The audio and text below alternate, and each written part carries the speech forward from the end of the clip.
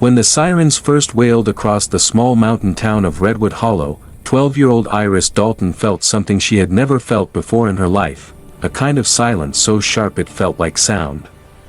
She was sitting on the wooden steps of her grandparents' cabin, legs dangling, watching as her grandfather, Elias Dalton, carved a wooden whistle for her younger brother, Noah. It was supposed to be an ordinary morning. Her grandmother, Mara, was kneeling by the garden beds, trimming lavender and humming the melody she had sung since Iris was a baby. Noah played with rocks and twigs, pretending to be an explorer. Their parents were inside packing up for the trip home. Nothing was wrong. Nothing was out of place. And then, that silence. That wrongness. A feeling she couldn't explain. The forest around them suddenly seemed to shift, as if it was listening to something only it could hear. Elias looked up, knife frozen in his hand. Mara's humming stopped. Iris felt her lungs squeeze. Noah whispered, "What was that?" A single bird shrieked from deep within the pines, not a normal chirp but a raw, piercing cry, and every other forest sound vanished. No rustling leaves. No distant stream. No wind. The world felt held in place. Then came the sirens. From far off. From the town. From everywhere. Her mother rushed out of the cabin. "Dad, Mom, what's happening?" Elias set the carving knife down. "I don't know. But we need to get inside." But they never made it inside. Because a second later, the ground trembled. Not an earthquake. Not a landslide. Something deeper. Something alive. The forest. Their forest. Seemed to inhale. A wave of wind ripped through the clearing so violently that it knocked Noah backward and slammed the cabin shutters open. Iris clutched the porch railing as the sky flickered with strange, pulsing light, silver, green, and then an unnatural red she had never seen before. Mara screamed her name. And then, a roar. Not from an animal. Not from anything earthly. A vibration that felt like it tore through her bones. And in that moment, as the light flashed again, Elias and Mara, her grandparents, were no longer standing in the clearing. They were gone. Just gone. As if the forest had swallowed them whole. No footprints. No sound. No trace. The wind died instantly, and the forest fell back into its unnatural silence. Everyone in Redwood Hollow believed the same thing. Elias and Mara Dalton died that day. But years later, Iris would discover something far worse. They had not died. They had been taken. And the forest had been waiting for the family to come back. Iris Dalton was 22 when she finally gathered the courage to return to Redwood Hollow.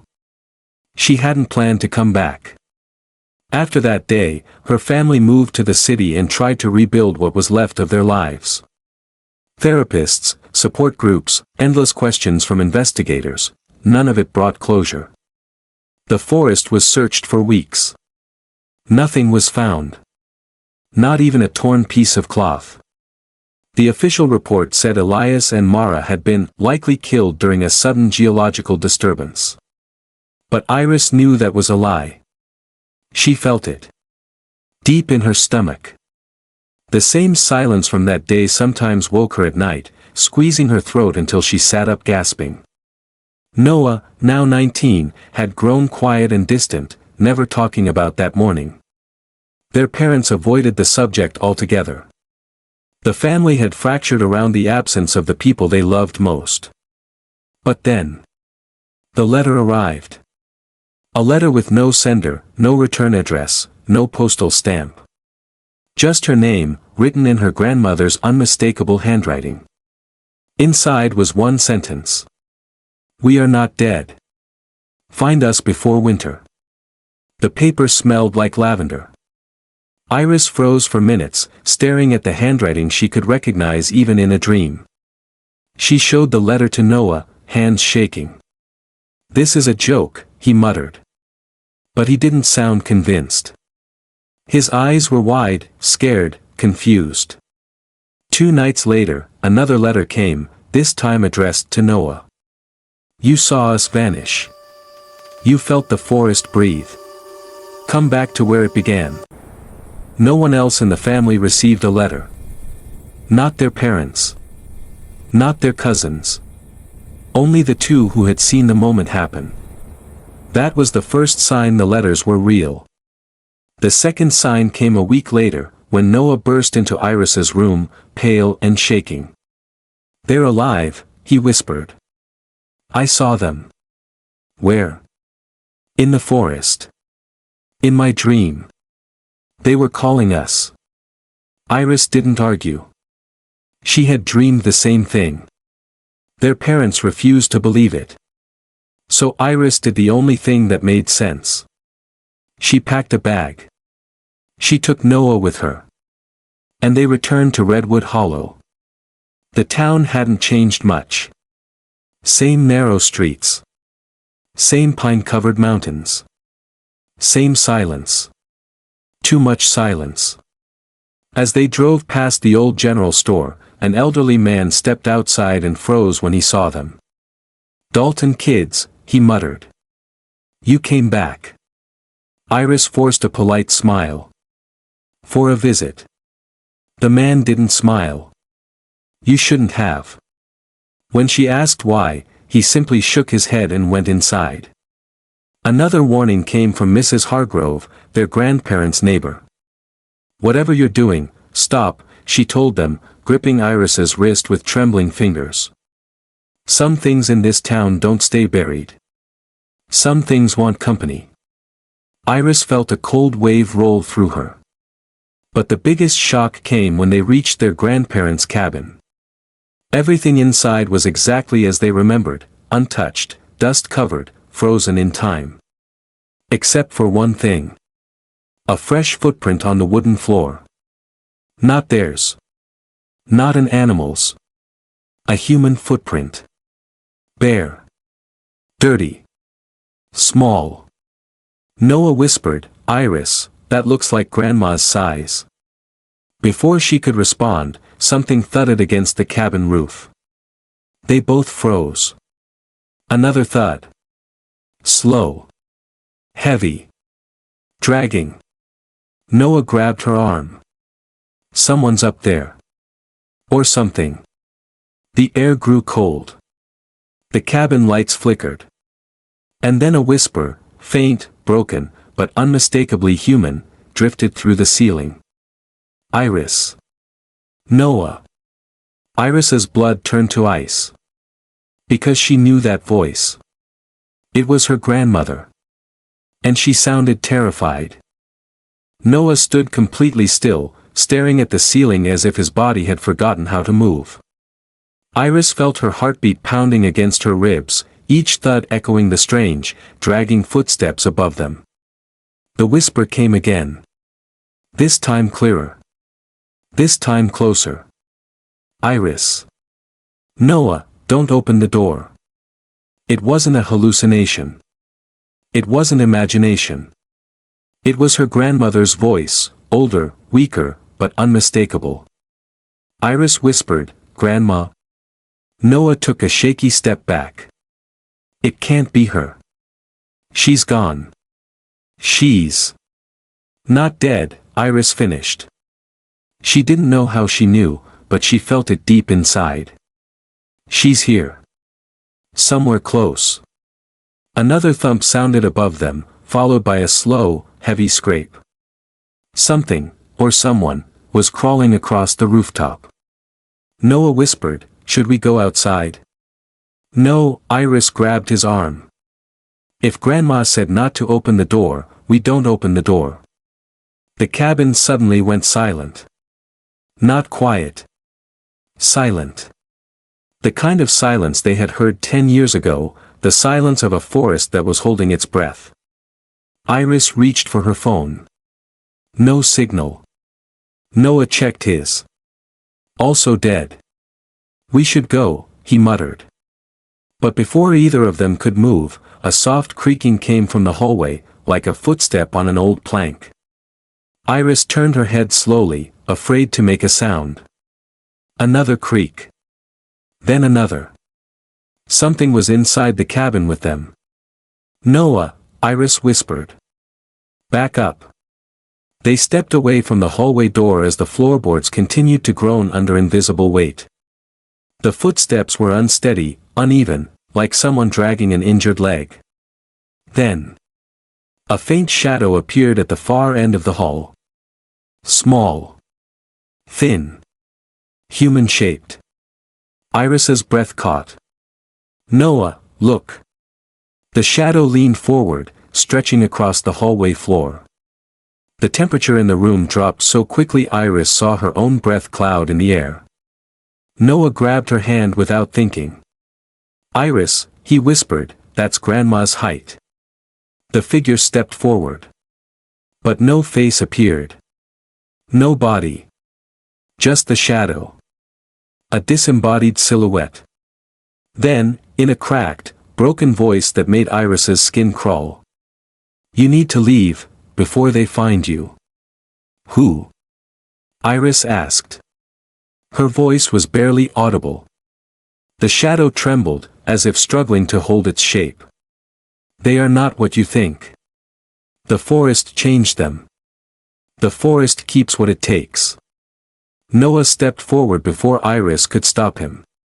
"Where's Grandpa? Where are you? We got your letters." The shadow stiffened.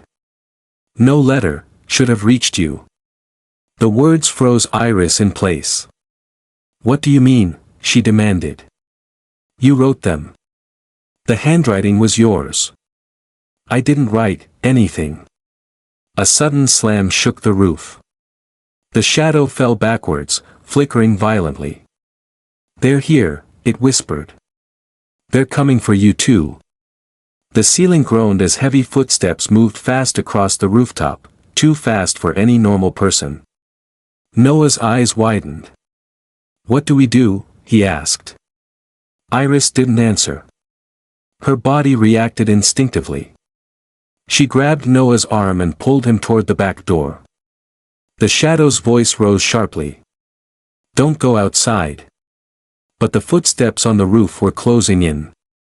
Something was clawing at the wooden shingles now, scraping, tearing, trying to get inside. Iris had to choose. Stay with the shadow of her grandmother. Or run from whatever was trying to break through the roof. The roof cracked above them. A hand, long, pale, and wrong, punched through the wood. Noah screamed. Iris yanked the back door open. Cold wind slammed into them. The forest outside looked darker than it had any right to be, as if every tree was watching. Behind them, the shadow cried out. "Run!" Iris didn't think. She pulled Noah into the night. As the cabin door slammed shut behind them, something inside let out a sound so inhuman it made the entire clearing tremble. And for the first time since returning to Redwood Hollow, Iris realized the truth. Whatever had taken their grandparents 10 years ago was still here. And it was hunting them now. The forest swallowed them the moment they stepped outside. Iris had expected the familiar smell of pine and damp earth, but instead the air felt stale, as if it had been trapped for years without movement. The trees stood unnaturally still, leaves motionless despite the cold wind that had slammed the cabin door shut just seconds earlier. Noah held on to Iris's jacket. What was that thing? It wasn't Grandma. It couldn't be. But Iris wasn't sure. The voice, the size, the lavender-like presence, something about it had felt real, even if everything else felt wrong. "We're not safe here," she whispered. "We need to get away from the cabin before whatever that was breaks out." Behind them, the roof splintered with a violent crack. Something heavy walked across the boards, pacing above the ceiling like a predator searching for escape. Iris pulled Noah deeper into the trees. The forest's darkness closed around them. For a moment, Iris thought they were alone. Until a branch snapped to their right. Noah jerked. What was that? Iris scanned the darkness, but saw nothing except rows of pine trunks fading into black.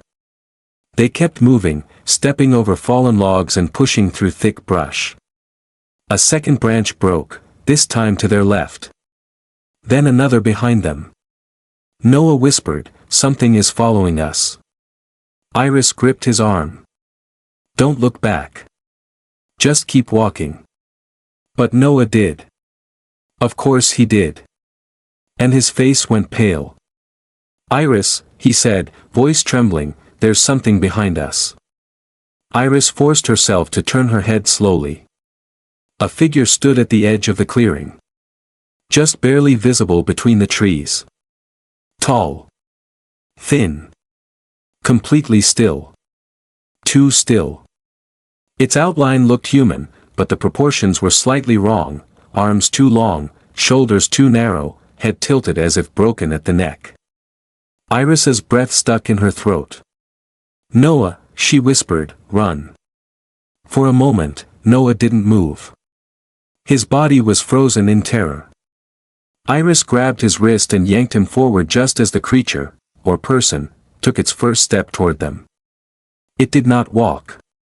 It drifted. Silent. Smooth. Unnatural. No footsteps. No crunching leaves. Just motion. They sprinted across the clearing, dodging low branches, slipping across damp moss, and stumbling over roots that seemed to grab at their ankles. The figure followed without hurry, gliding between the trees with alarming ease. Noah gasped, "It's faster than us. Don't stop." The forest thickened ahead, tall pines growing closer together, forming a wall of darkness. Iris didn't know where they were going, only that they had to keep moving. A low rumbling sound rose behind them as the figure picked up speed. It was closing in. Noah stumbled. Iris grabbed him, but the sudden stop gave the creature a chance to advance. A cold pressure filled the air, tightening around Iris's chest as though the forest itself had turned hostile. The creature whispered something, soft but sharp enough to cut through the darkness. "Stay." The voice sounded familiar. Horrifyingly familiar. Iris froze. What did it say? Noah whispered. The creature stepped out from the shadows. And even in the darkness, Iris saw its face clearly. Her heart dropped. "No," she whispered. "That's impossible." Because the creature wore the face of her grandfather. But wrong. Stretched. Distorted. Empty. Like someone had taken Elias Dalton's features and copied them onto something that had never been human. The thing tilted its head, joints cracking like breaking twigs. Its voice came again, strained, broken, familiar yet nothing like her grandfather's warm tone. "Stay, in the forest." Noah backed away. "Iris, it looks like Grandpa, but it isn't Grandpa." Iris forced herself to move, to breathe, to think. "That's not him. It's something else. Keep going." But the creature took another step. "Stay." Its jaw unhinged slightly, too wide, too unnatural. Forest keeps what it takes. Then the trees behind the creature shifted. Another figure appeared. Then another. And another. All drifting between the trunks, all wearing faces that shouldn't belong to them. Some resembled villagers Iris remembered from her childhood. Some looked like strangers. All of them moved wrong, silent, gliding, hollow. Noah whispered, "Iris, how many are there?" "Too many." Iris grabbed Noah and pulled him away, her voice breaking. "Run." They plunged deeper into the forest, the hollow-faced figures gliding behind them. The branches whipped Iris's arms and tore at Noah's shirt, but they didn't slow down. The forest grew thicker, darker, colder. And then, a beam of light appeared ahead. Faint. Steady. Real. "Look." Iris gasped. There's something up there. Noah's eyes widened. A house? Maybe. Or a shed. Or another cabin. It didn't matter. It was the only place not swallowed by darkness. They sprinted toward it. Behind them, the forest filled with whispers. Stay. Forest keeps. Not yours. Iris grabbed Noah's hand and pulled him into the clearing where the light shone. A small building stood there. Old. Wooden. Barely upright. The light came from inside, a lantern glowing through a cracked window. Noah swallowed hard. Who lives out here? Iris didn't know. But as they approached the door, they heard a voice from inside. Weak. Shaking. But unmistakably human. Iris? Noah? Come in quickly, before they find you. Iris felt the blood drain from her face. She knew that voice. And this time. It truly sounded like her grandmother. Iris pushed Noah behind her as she stepped toward the crooked little cabin. The lantern inside flickered, casting warped shadows across the thin wooden walls. The forest behind them creaked with movement, soft glides, faint whispers, the unnatural presence of whatever wore her grandfather's face. The voice inside the cabin spoke again. Hurry. They're close. It sounded exactly like Mara Dalton. Gentle. Warm. The same trembling tone her grandmother used when she worried. Noah whispered, Iris, it's her. It has to be. But Iris wasn't sure. The forest had already mimicked her grandfather. What if this was another trick? Still, staying outside was not an option. With the figures closing in, Iris grabbed Noah's hand and yanked the door open. A rush of warm air spilled over them, warm, real, comforting, and she stepped inside quickly, slamming the door shut behind them. The cabin immediately felt different from the rest of the forest. Normal. Human. Safe. And then she saw the woman sitting near the lantern. Her breath caught. Grandma. The woman looked up. Her gray hair was longer, tangled, streaked with dirt. Her skin was pale, her cheekbones sharper, her eyes sunken with exhaustion. But despite the changes, despite the years, there was no doubt. It was Mara Dalton. Alive. Noah stumbled forward, tears welling. Grandma. Mara stood, her legs shaking, and opened her arms. Noah ran into them, gripping her as if afraid she would vanish again. Iris stayed frozen for a moment, afraid to believe it. Afraid it wasn't real. Then Mara looked at her with the same soft eyes Iris remembered from childhood. My sweet girl, she whispered. I've missed you. That broke Iris completely. She walked forward and hugged her grandmother, feeling the fragile ribs beneath her thin clothing, the warmth of her embrace, the trembling of her breath.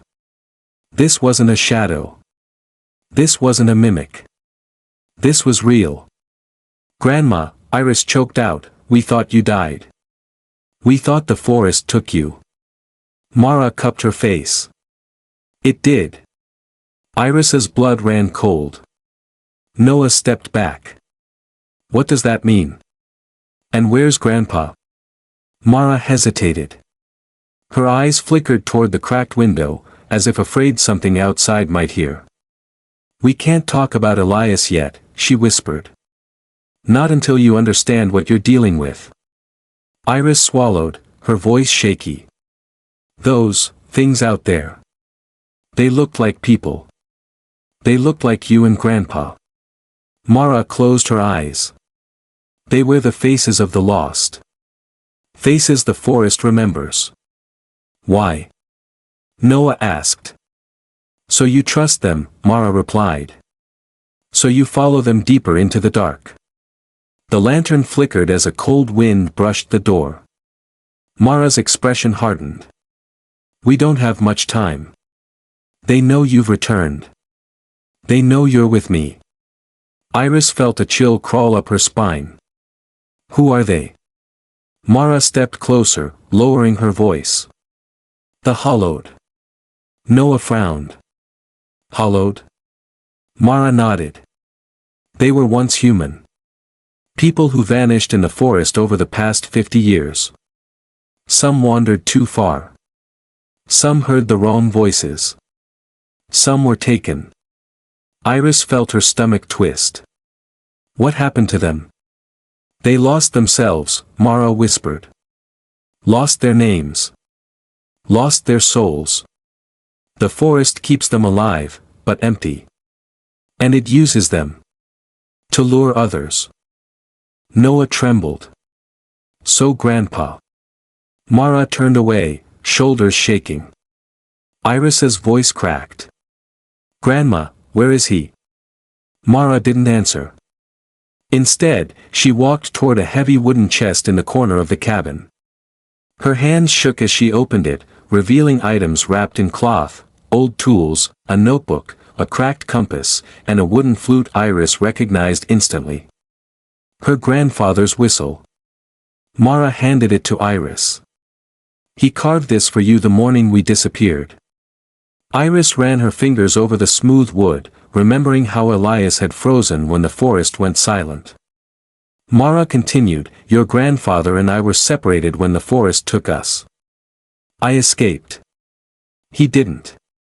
Noah whispered, is he alive? Mara closed the chest slowly. Yes, she said. But not in the way you remember. Iris felt her entire body tense. What does that mean? Mara looked at her with eyes full of grief. Elias is still here. Still trapped. Still fighting the forest that holds him. She paused. But if you saw something wearing his face tonight. Iris's heart sank. Grandma, are you saying that wasn't him? That was something else? Mara nodded. The Hollowed can only mimic those who have already been taken by the forest. They can only wear the faces of the missing. Noah swallowed. So Grandpa is one of them? Mara's voice cracked. No. Not yet. But he's close. The forest wants to finish what it started. Iris breathed out shakily. Then we need to find him. We need to bring him home. Mara's expression darkened. Finding him won't be the hardest part, she whispered. The hardest part will be keeping the forest from taking you too. Noah sat down, pale. Why did the forest take you? What does it want? Mara looked at them both, her voice barely above a whisper. There is something buried in this forest. Something older than Redwood Hollow. Older than any of us. A presence that feeds on fear, memory, and the ones who wander too deep. The day you were children, the forest woke. And it sensed you, both of you. Iris felt ice crawl along her spine. Mara leaned closer. It didn't take us randomly. It didn't choose us by accident. It took us because of you. Noah's breath caught. Because of us? Mara nodded. Because the forest needs you.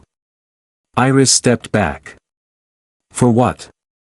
The lantern flickered violently, casting long shadows on the walls. Outside, the Hollowed whispered through the trees. Mara whispered the words that changed everything. You two are the only ones who can open the path to its heart. Before Iris could ask what that meant. Something slammed against the cabin door. Hard. A second hit followed. Then a third. The wood splintered. Mara grabbed Iris and Noah, her voice shaking. They found us. The whispers outside grew louder. Stay. Come back.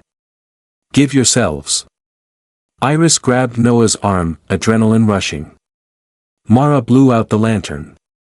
Darkness swallowed them. We need to leave, she said. Now. The lantern went dark. In an instant, the entire cabin sank into pitch-black silence, except for the scratching at the door. The hollow pressed against the wood with slow, steady force, as if testing how much it could take before splitting open. Noah whispered, "Grandma, what do we do?" Mara's voice came trembling through the dark. "Stay quiet. Stay low. And when I say run, you run without looking back." Iris's pulse hammered through her ears. She could barely see Noah, barely see anything at all, only the faint outline of her grandmother as she crouched near the floor, feeling for something under the wooden planks. The cabin door shuddered. Then again. A third hit cracked the top hinge, sending dust falling from the walls. Iris clenched her jaw. "They're going to break it." "I know," Mara whispered. "I'm trying to find." Her fingers finally hooked onto something beneath a loose floorboard. With a desperate yank, she pulled up an old trapdoor hidden beneath the rugs and dust. A narrow tunnel yawned open beneath it, releasing a damp, earthy smell. Noah stared. "What is that?" Mara's answer came out rushed, breathless. "A passage Elias dug years before the forest turned. He built it to store supplies underground. But after we disappeared, the forest hid it." Iris blinked. "Hid it?" "The forest can reshape itself. Paths open. Paths close. Places appear and vanish. It decides what you see." The door creaked again, this time bending inward. A hand of pale, two long fingers slid through the crack. Noah gasped. Mara shoved the two of them toward the opening. "Go." "But what about you?" Iris hissed. "I'm right behind you. Move." The voices outside grew louder, whispers stacking on top of each other, overlapping like a broken choir. "Come with us. Stay in the trees. Forest remembers you. Forest needs you." The door splintered, a long crack racing across the center. The hollowed pushed harder, a low, guttural moan rising from all of them at once. Mara shoved Iris again. "Iris, now." There was no more time. Iris grabbed Noah's hand and dropped into the tunnel. It was narrow, barely enough room to crouch, dirt walls pressing in on both sides. Noah landed behind her, knees scraping stone. Above them, Mara dropped the trapdoor just as the cabin door burst inward with a violent crash. Cold air rushed inside. So did the hollowed. Noah whispered urgently, "Grandma, come on."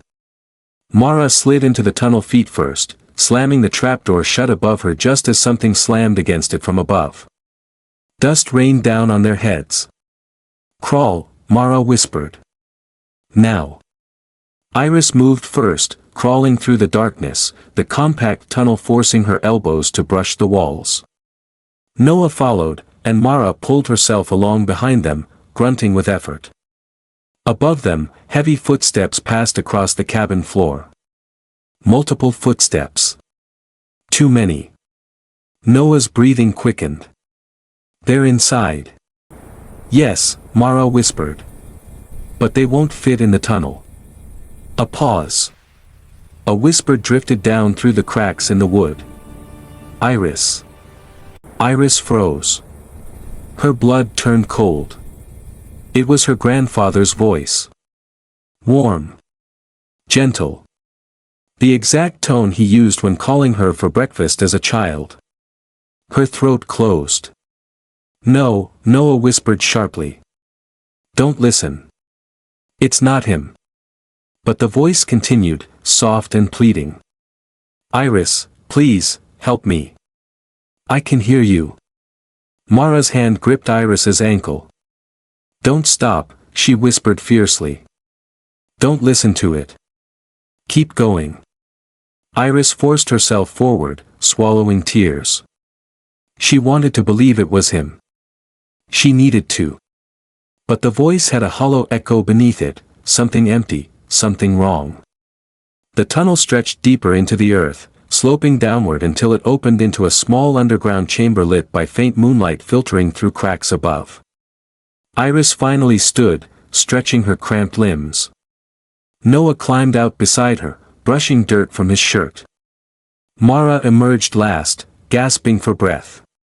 Her hands shook from exhaustion.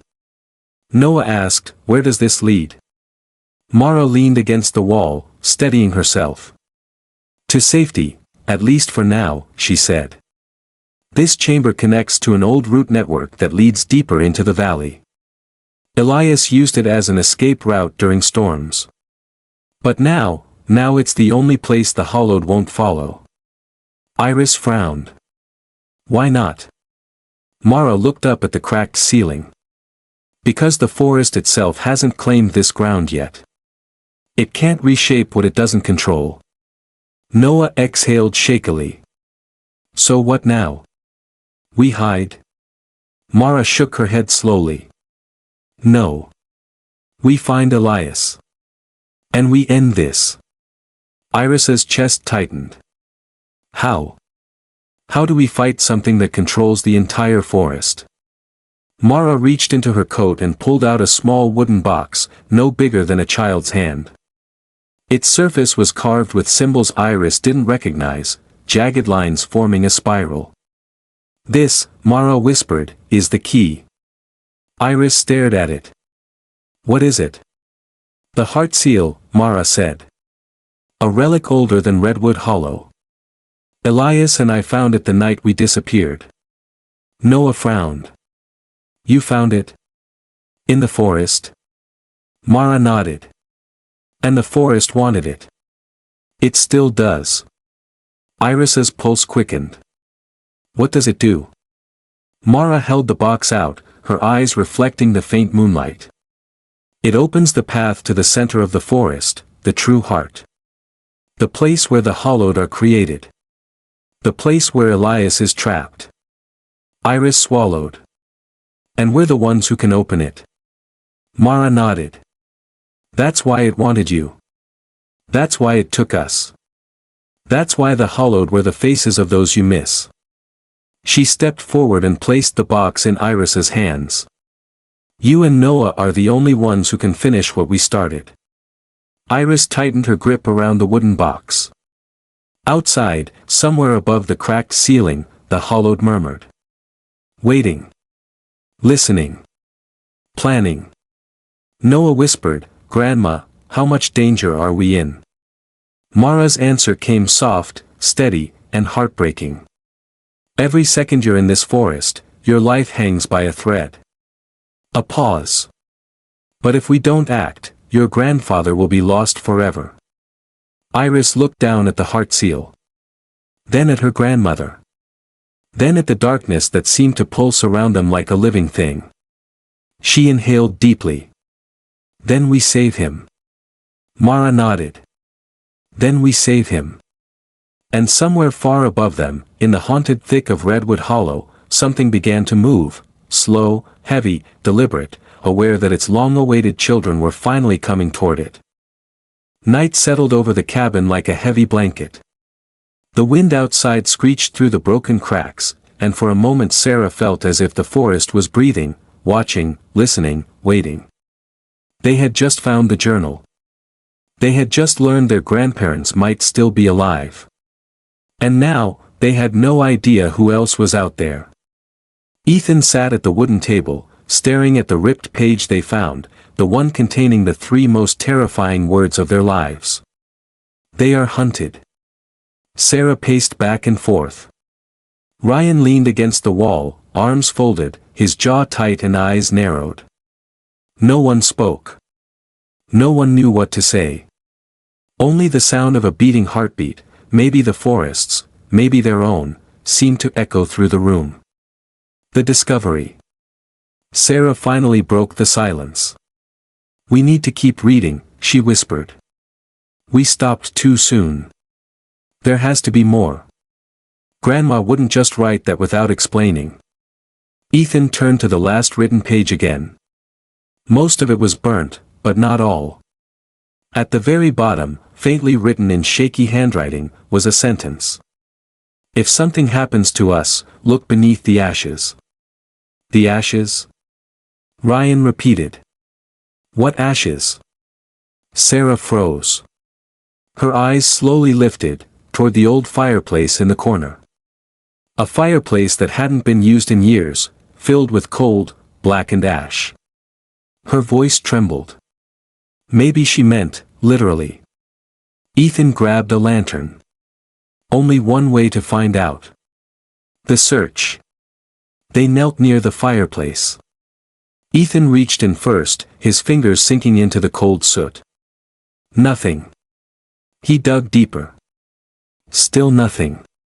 Ryan rolled up his sleeves and joined him. Ashes flew everywhere, onto their clothes, into the air, across the floor. Sarah stayed back, anxiety twisting her stomach.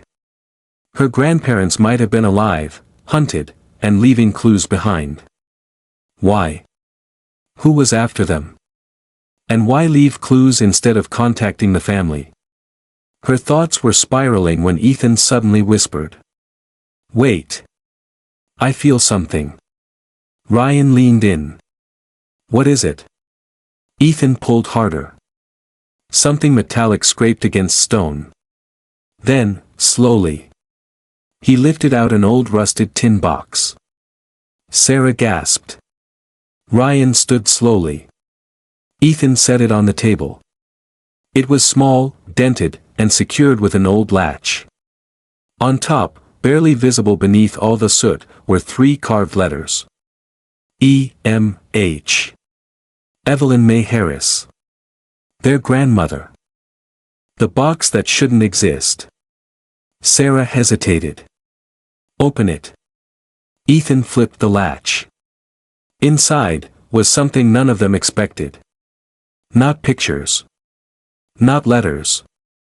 But a small wooden clock, hand-carved, its face cracked, its gears exposed. Ryan frowned. A clock. Ethan shook his head. Not just any clock. Grandma used to carve these. She made one for each of us when we were little. Sarah whispered, but this one looks different. And it did. Because behind the gears, beneath the wooden casing, there was something hidden. A thin metal sheet.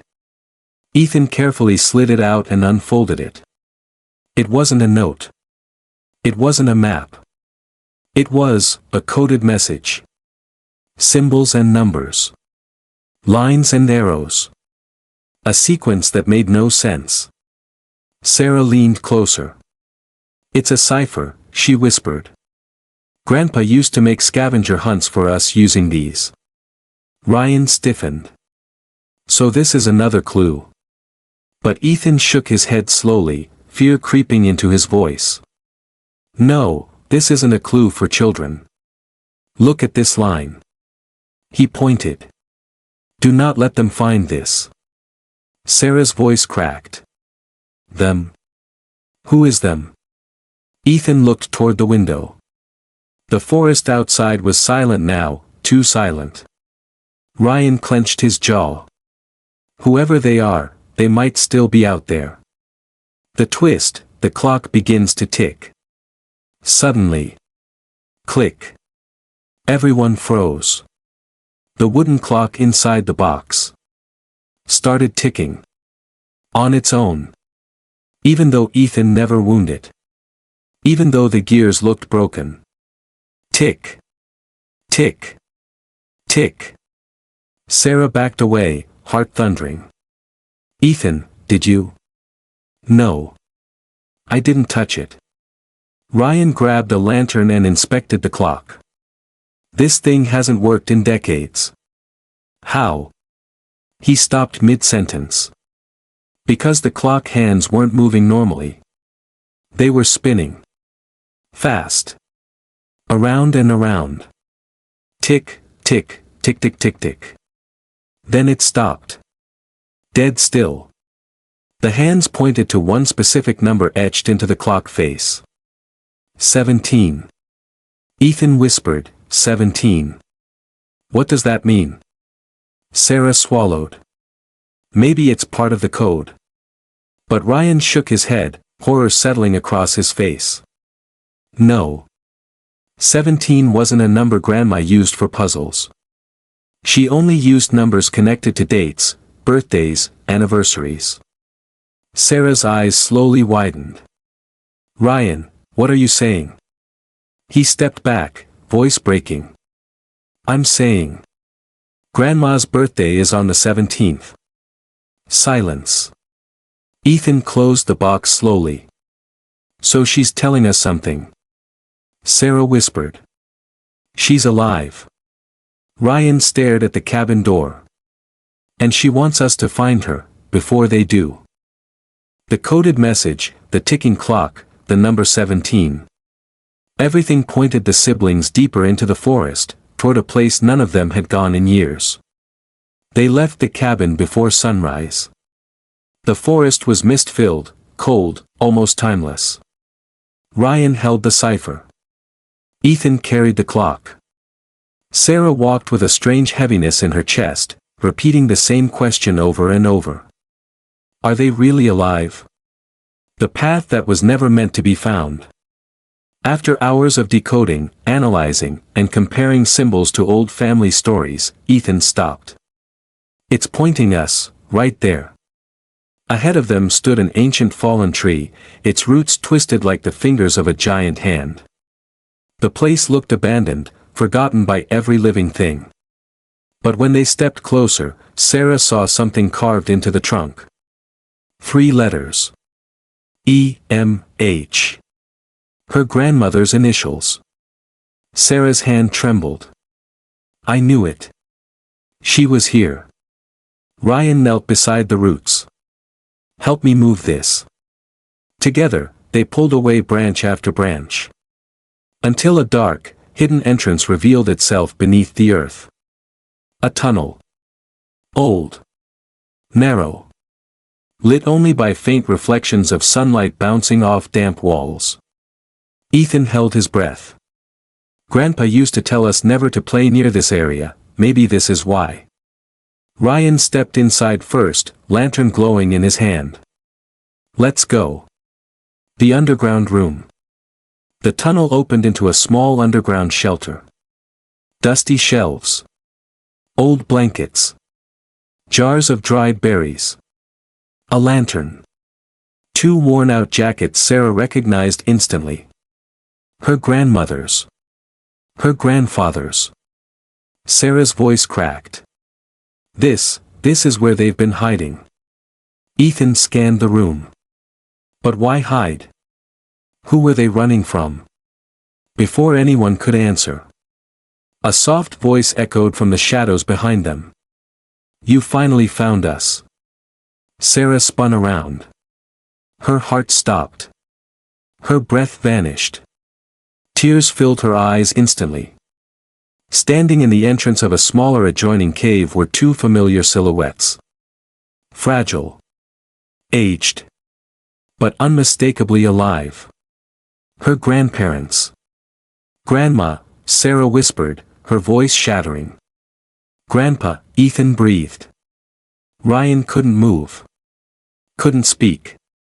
The old woman stepped forward, eyes filled with tears she'd been holding for years. Oh my beautiful children, you came. Sarah collapsed into her grandmother's arms. Ethan hugged his grandfather so tightly the old man laughed and coughed at the same time.